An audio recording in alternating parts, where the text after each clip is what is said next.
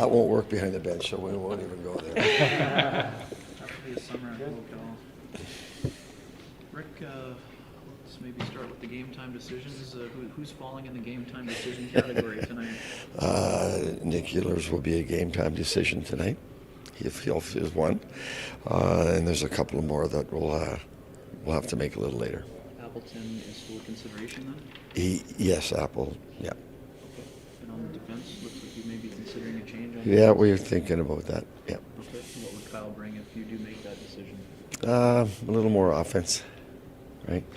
And without Mark on the power play, he gives us another option on the power play. You take Mark out of there, and he's a no-go. You take Mark out of there, we need another power play guy. So if we make that move, that's where Capo will go. I'm sorry, just with Nikolai, has he received medical clearance? He will. That will be a game time decision. So how come, not to beat a fed horse, I'll say, what do you need to see from him after yesterday's He needs medical clearance, Are and I'm not a doctor. Are you as confident as you've been that he'll be at your disposal? Yes, yeah, but that'll be yeah. That's not Mighty's But you're final. not a doctor. That's yeah. I'm not a doctor. That's not my final call. Yeah. And again, we're not going to put a player out in the ice that unless we know we're not going to put him in a vulnerable position. So let the doctors make that call. Hey Rick, they've been creating such chaos in front of Connor Hellebuck. How do you do the same in front of Chris Wall? Yeah, we just got to get in there a little bit more. I think what's happening is that when we're there, the puck's not coming there. So it's just a little bit out of sync. It's not that we're not getting there. It's just that when we are there, the puck's not coming there at the same time. So we just got to coordinate that a little bit better. And the big thing for us in that situation is that be ready to shoot the puck quicker. We're waiting a little too long. So we always talk about net traffic. Well, that's one thing, but the puck's got to get there at the right time. And if we don't shoot it when that opening is there, then we're missing that opportunity. And then they're going to be able to push us out of there. So we're just trying to coordinate that a little better. Will Vlad move into the middle, or will that be dependent upon? That depends on Nick's. Yeah. All the lines will. A lot of the lines depend. The Adam Lowry line will stay the same. Okay, let's start with that. So Appleton is back. Pardon me? So Appleton is back. We're counting on it.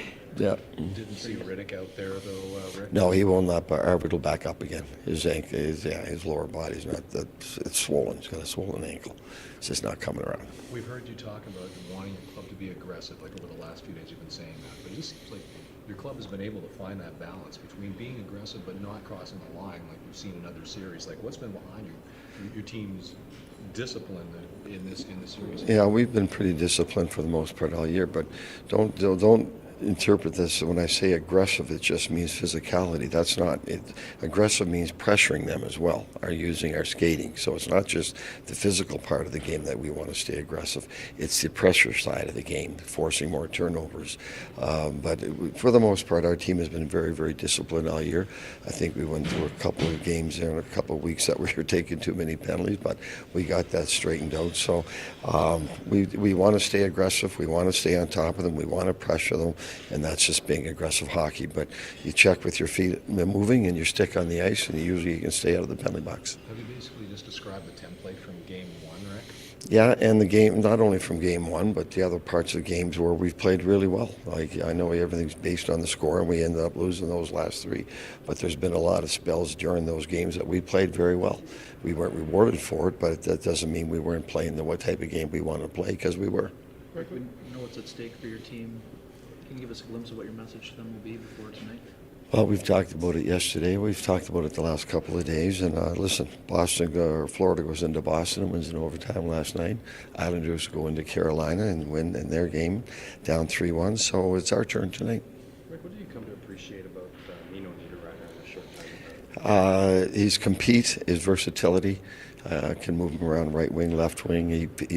Wherever we've put him in different situations, he's fit very well with the line mates that he's had. So it's his versatility, it's his skating, his physicality. He goes to the net hard.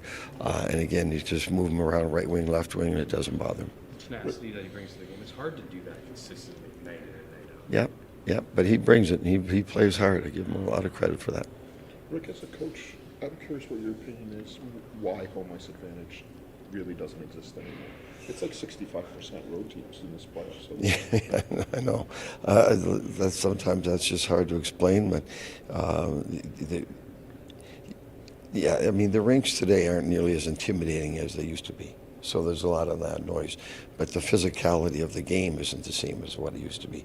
Some of the rinks you used to go into, they were intimidating, not only from the crowd's perspective, but from the style of play of the home team. And in today's NHL, there's a lot of teams built the same way. It's speed now. And it's not the physical side of the game that intimidates people anymore, and the crowd noise players get used to it. So the game's much faster today than it's been in a long time, which is great. More highly skilled, so the physical part is not as dominant as it once was. Good. Thank you.